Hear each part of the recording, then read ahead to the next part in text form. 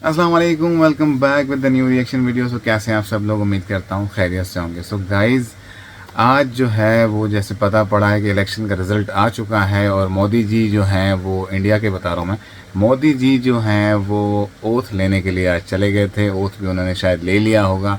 पूरी दुनिया से उन्हें फ़ोन कॉल्स आ रहे हैं, मैसेजेस आ रहे हैं, ट्वीट आ रहे हैं, बड़ा मज़ा आ रहा है उनको। सारी दुनिया और ख़ास तौर पे इंडियंस जो हैं वो बहुत प्राउड फील कर रहे हैं। प्राउड मोमेंट है कि उनका एक वज़ीर आज़म तीसरी बार जो है वो जीता है और दुनिया से मैसेजेस आ रहे हैं। और क्या पाकिस्तान ने उनको मैसेज दिया, कोई कांग्रेस कहा, या कुछ भी ऐसा मैसेज पाकिस्तान की तरफ से गया या नहीं? आइए देखते हैं।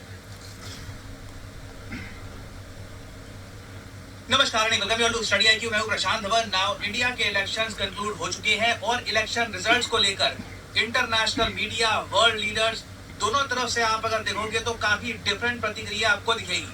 पहली बात तो अगर हम बात करें इंटरनेशनल मीडिया की, मैं देख रहा हूँ दो टाइप के आर्टिकल्स अब पब्लिश हो रहे हैं इंडिया के बारे में। एक आर्टिकल या तो जो चाइनीज ऑथर्स हैं या फिर एशिया के जो बाकी देश है, सिंगापुर, मलेशिया, उनके ऑथर्स हैं, वो लगातार पब्लिश कर रहे हैं कि अच्छा, देखिए अब इंडिया की जो ग्रोथ स्टोरी है उसमें इतनी स्पीड आपको नहीं दिखेगी। जो ये 8% की ग्रोथ रेट हम दिखा रहे थे, अब उसको अचीव करना मुश्किल हो जाएगा। इनके हिसाब से India wants to be the new China. Modi shock election result shows it won't be easy. Now ये इनका व्यू है कि इंडिया के इलेक्शन रिजल्ट से इंडिया की जो ग्रोथ स्टोरी है इस पर भी नेगेटिव इंपैक्ट आएगा।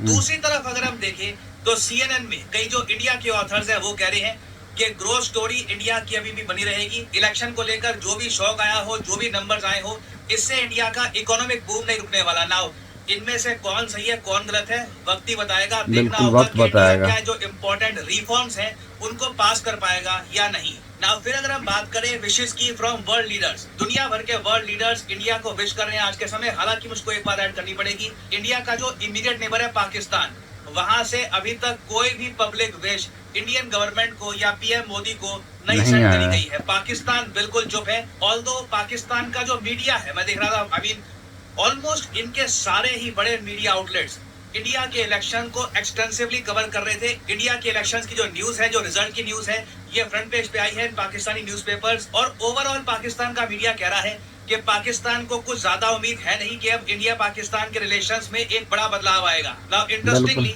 बहुत लंबे समय तक ना पाकिस्तान के साथ लोग ये भी कह रहे थे कि कनाडा भी बिल्कुल चुप है, कनाडा की तरफ से भी कोई विषय आई नहीं है।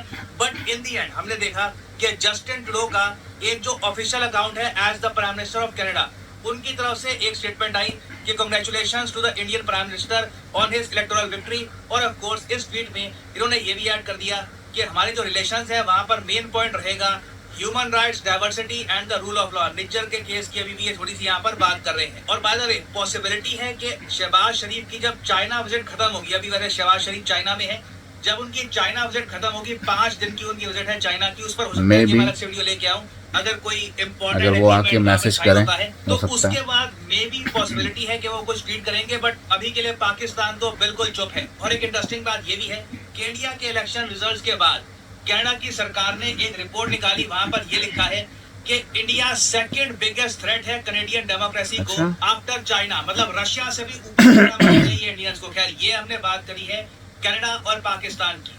अब बात करते हैं उन कंट्रीज की जिन्होंने खुल के इंडिया को कांग्रेचुलेट किया। सबसे पहले तो यहाँ पे मैं दिखाऊंगा इमानुएल मैक्रोन। ये बहुत खुश होंगे कि पीएम मोदी वापस आ चुके हैं। पीएम मोदी के अंडर ही इंडिया फ्रांस के रिलेशंस नई ऊंचाइयों पर पहुंचे हैं। इंडिया ने रफाल परचेज किया है फ्रांस से, सबमरीन डील्स की बात हो रही है और पॉसिबिलिटी है कि इन द फ्यूचर इंडिया और बहुत सारे रफाल परचेज करेगा फ्रॉम फ्रांस। तो इमानुएल मैक्रोन को इस बात की खुशी है कि जिस लीडर से इन्होंने कई सालों तक बात करी है, एक आपके लिए अंडरस्टैंडिंग बिल्ड करी है, वही कंटिन्यू रहेगी। इनको अब एक नई गवर्नमेंट से डायरेक्टली बात नहीं करनी पड़ेगी। तो ऑब्वियसली फ्रांस यहाँ पर खुश होगा।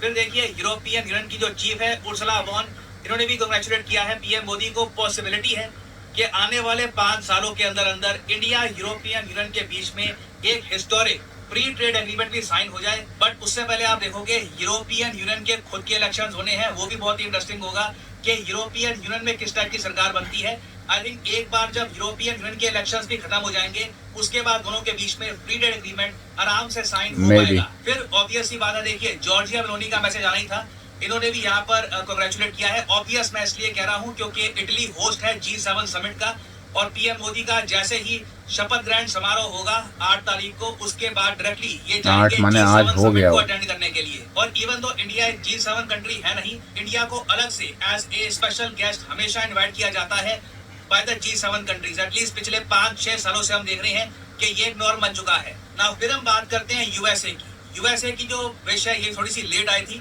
मगर बाइडन ने खुल के कांग्रेचुलेट किया है पीएम मोदी को और ये कहा है कि इंडिया और यूएस के रिलेशंस अब बढ़ने ही वाले हैं। आप एक बात नोट करना, कनाडा की जो विश है और बाकी कंट्रीज के जो लीडर्स हैं उनकी विश है, उसमें कितना बड़ा फर्क है। यार यूएस तो बहुत ही जल्द अपने जो नेशनल सिक्योरिटी एडवाइजर हैं जेक सुलिवन, इनको भारत में भेजेंगे। ये बात करेंगे पीएम मोदी से। इंडिया यूएस जो पार्टनरशिप है उसको कैसे आगे बढ़ाया जाएगा, इसका एक रोड मैप बनाया जाएगा। तो अभी जेक सुलिवन की विजिट होगी in India. This will be very interesting to see. Now US के बाद अगर हम देखें रशिया को, रशिया आप देखिए बहुत इंपॉर्टेंट कंट्री है इंडिया के लिए। एक एनर्जी सप्लायर बन चुका है इंडिया का रशिया। और व्लादिमीर पुतिन ने खुद फोन करके, बाकी लीडर्स का अलग स्टाइल है, ट्वीट कर या फिर उनका जो विदेश मंत्रालय है उन्होंने कुछ पब्लिश कर दिया। पुतिन डायरेक्ट फोन करते हैं और पता नहीं क्या फीलिंग आती होगी, मतलब आप फोन उठा रहे हैं, वहां पे लिखा है व्लादिमीर पुतिन कॉलिंग और पुतिन की शक्ल बनी हुई है। खैर मजाक कर रहा हूँ। पुतिन ने यहाँ पर कॉल किया पीएम मोदी को और उसके अलावा रशियन गवर्नमेंट ने प्रॉपरली पब्लिश भी किया है कि पीएम मोदी और व्लादिमीर पुतिन ने फोन कॉल में डिस्कस किया कि किस तरीके से इंडिया और रशिया के रिलेशंस ये आगे और बढ़ाएंगे। और याद रखिएगा इस साल पॉसिबिलिटी है कि पीएम मोदी रशिया भी जाए ब्रिक्स समिट को अटेंड करने के लिए। वो अक्टूबर 2024 में होगा। अब फिर हम बात करते हैं चाइना की। देखिए शी जिनपिंग ने खुद अपनी तरफ से ऑब्वियसली कुछ ट्वीट वगैरह कोई मैसेज कुछ दिया नहीं है। चाइना का जो विदेश मंत्रालय है उनकी तरफ से एक बहुत ज्यादा कोल्ड स्टेटमेंट आई है। बस ये कहा कि हम चाहते हैं कि स्टेबल रिलेशनशिप हो इंडिया के साथ और congratulations to PM Modi for the electoral. और क्या चाहते हो, क्या लिखे? इनका जो विदेश मंत्री है वो चुप है, शी जिनपिंग चुप है। बस जो स्पोक्समैन है इनके विदेश मंत्रालय के, उन्होंने यहाँ पर स्टेटमेंट दी, वो भी तब जब एक जर्नलिस्ट ने उनसे पूछा। ना अब यहाँ पे आप पूछोगे इंडिया के आसपास जो बाकी देश है उनका क्या, बांग्लादेश, श्रीलंका, भूटान, नेपाल, मॉरिशस, उनका क्या? देखिए इन सब कंट्रीज ने पीएम मोदी को कांग्रेचुलेट किया है। और पीएम मोदी का जो शपथ ग्रहण समारोह होगा 8 तारीख को, उसमें आप देखोगे बांग्लादेश, श्रीलंका, भूटान, नेपाल, मॉरिशस के जो लीडर्स हैं इन सबको इनवाइट किया जाएगा। इससे पहले मुझको याद है 2014 में जब पीएम मोदी सबसे पहले पीएम बने थे, तब इन्होंने सारी सार्क कंट्रीज के लीडर्स को किया था इनवाइट। नवाज शरीफ भी इंडिया में आए थे। तो पाकिस्तान के साथ देखिए रिलेशंस काफी कोल्ड है। पाकिस्तान कुछ विश भी नहीं कर रहा, कुछ स्टेटमेंट भी नहीं आ रही वहां से, ना पाकिस्तान को इन्वाइट किया गया है।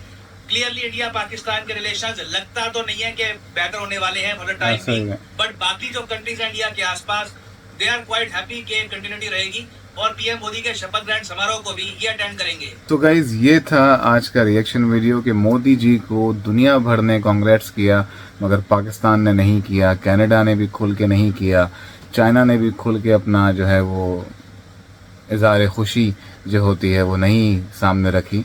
लेकिन उनके स्पोक पर्सन्स जो हैं उन्होंने फिर भी ट्वीट किया या मैसेज दिया या किसी ने उनसे एंकर ने पूछ लिया तो उन्होंने उस पर कह तो दिया।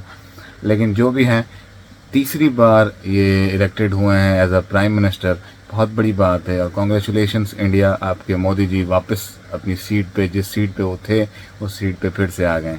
सो गाइस आज का आपको रिएक्शन वीडियो कैसा लगा कमेंट सेक्शन में ज़रूर बताएं और अपना ख्याल रखें, चैनल को सब्सक्राइब करें। अल्लाह हाफ़िज़।